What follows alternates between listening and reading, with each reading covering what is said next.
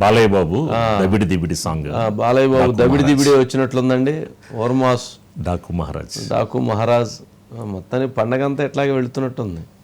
బాలకృష్ణ గారి దగ్గర ఒక వెరైటీ ఉందండి. ఏ దబిడి దిబిడి వేసినా ఆయనకి అది చెల్లిద్ది. జనం కూడా విచిత్రంగా అట్లాగే దానికి ఆయన యాక్సెప్ట్ చేస్తారు. అందరిని అట్లా యాక్సెప్ట్ చేయలేరు. అందరిని అట్లా యాక్సెప్ట్ చేయలేరు. ఆయన మాత్రం పాపం ఇంకో కోణంలో యాక్సెప్ట్ చేస్తుంటారు. ఏంటి అసలు అంటే స్టార్ హీరోలో అండి 100% మాస్ అప్పీల్ అండి. అంటే వేరే మాస్ అప్పీల్ ఉన్నటువంటి హీరో అండి ఆయన. అందుకని ఇంతకాలం అండి లాంగ్ రన్ ఇటు పాలిటిక్స్ లో ఉంటారు, ఇటేమో హాస్పిటల్ వ్యవహారాలు చూస్తుంటారు, ఇటు పక్క ఇలాంటి సినిమాలండి.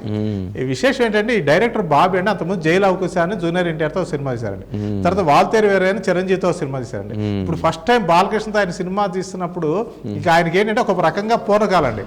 అలాగే సితార్ ఎంటర్టైన్మెంట్స్ నాగవంశీ కూడా ఫస్ట్ టైం అండి బాలకృష్ణతో సినిమా చేయటం అన్నది. కాబట్టి వాళ్ళందరూ ఏంటంటే బాలకృష్ణను ఒక 80s లో మేము చూసినప్పుడు బాలకృష్ణ గారు ఆయన స్క్రీన్ ప్రెజెన్స్ ఎలా ఉందో దాన్నంతా కూడాను ఇప్పుడు ట్రాన్స్ఫర్ చేయాలి అన్నట్టుగా పెట్టారు. ఇంకొక ఈ పర్టికులర్గా ఈ పాటలో అండి ఆ ఊర్వశి రౌతేలా స్టెప్స్ ఇవన్నీ పక్కన పెడతానండి. ఆవిడతో పలికించిన డైలాగ్స్ అన్ని కూడా బాలకృష్ణ సూపర్ డూపర్ హిట్ సినిమాల డైలాగులు అండి. అంటే కాసర్ల శ్యాము కరెక్ట్గా ఆడియన్స్కి పర్టికులర్గా బాలకృష్ణ ఫ్యాన్స్కి థియేటర్లో పూనకాలు వచ్చే టైప్లో ఆ పాటను రాశారు. తమను దానికి మ్యూజిక్ ఇచ్చారండి. ఇప్పుడు తమను బ్యాక్ టు బ్యాక్ 2 సినిమాలు అండి.